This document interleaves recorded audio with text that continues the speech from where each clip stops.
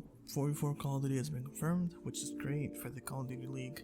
A lot of players are excited for next year's Call of Duty since they missed 44, even though I personally was getting used to 55, back to 44. Hopefully the maps suit 44, and hopefully that they didn't really force it. 44 really looks to be exciting for the COD League since a lot of players are going to be dropped from these really stacked teams at the top.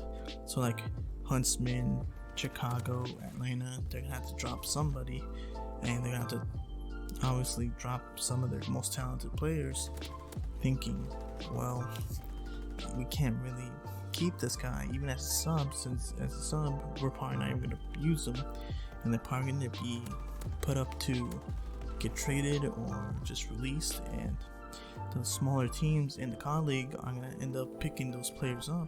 So like Paris has a chance of picking some of these players up, and Seattle has a chance of picking up some of these released players from these big teams like Huntsman or Chicago. I just said, alright, yeah, Huntsman, Atlanta, Dallas, Mutineers. You will be able to get one of those players just by asking, well, how much do you want per year, and see how much cap space you have. Since these players are going to be able to be in the same team, since it's going to be 44, a lot of the weaker teams are going to have a chance to get better players, and it's going to be a lot more competitive. So next year I believe it's going to be a lot more competitive talent wise, but it's really going to be thinking, well, we're going to start thinking, well, Dallas dominated Atlanta FaZe in the finals, and they were doing it off teamwork. Maybe talent isn't what we need, so maybe these teams who are stacking talent in the bottom tier, because last year they couldn't get as much talent. They had the teamwork, they just didn't have the talent. They're thinking, well, let's stack talent and see how it goes. While the top tier teams are thinking, well, who do my players want to get? Who do they want to team with to get better teamwork? Since we've seen World War II, and that was a game where you need a very smart IGL, you need a very smart team, coherent mindset. You can't be doing the talent thing where the game was dominating for 3 years, and then World War II came around where you really couldn't dominate with talent. You had to use your brain, and they fell apart, even though they were close to winning some, especially that finals with FaZe. They should have won that. They were close to winning some, but they were inconsistent due to them thinking, well, we have the talent to win champs. Why can't we just play off our talent and maybe do some simple strats and just win our guns fights? Sure, that's going to work out a couple times. It's not going to work out all the time.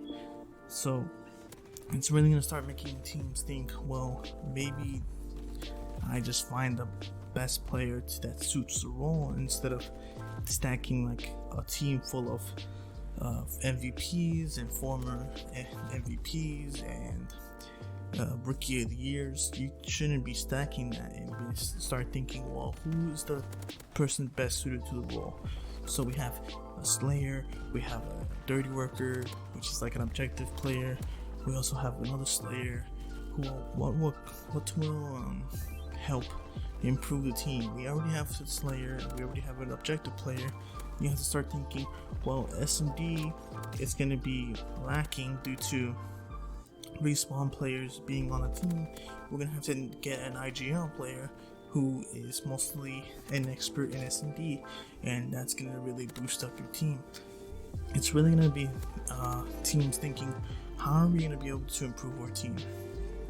And a lot of teams are going to be focusing on teamwork instead of talent. Instead of doing talent-based teams, it's going to be mostly teamwork, which, if it's more like Black Ops 4, it's going to be you're going to be able to, sure, you're going to have players who are going to be able to take over due to the extra health, but you're still going to have to do more teamwork-based teams due to it not being 5v5. Sure, Black Ops 4, you had those talented teams that were 5v5 based and had like the Optics and the United, but United had the best teamwork again with Clayster, and they still won. So teams have to realize it's mostly about teamwork, it's not about talent. But I'm thinking that there's going to be an improvement in talent in every team, but also there's also going to be a better teamwork from the best teams. So the best teams are going to be teams based around, do we fit together well, and do we make a good team?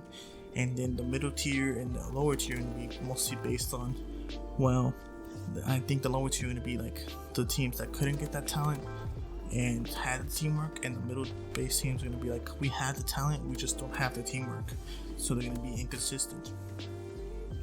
But 4v4, all in all, it's great. It's just that really sad that they aren't expanding due to I don't know, they just want to expand in 2022 and they want to show that they are great commercially, I guess, and they're hoping for a full year of LAN, but I don't know yet since COVID's still going on.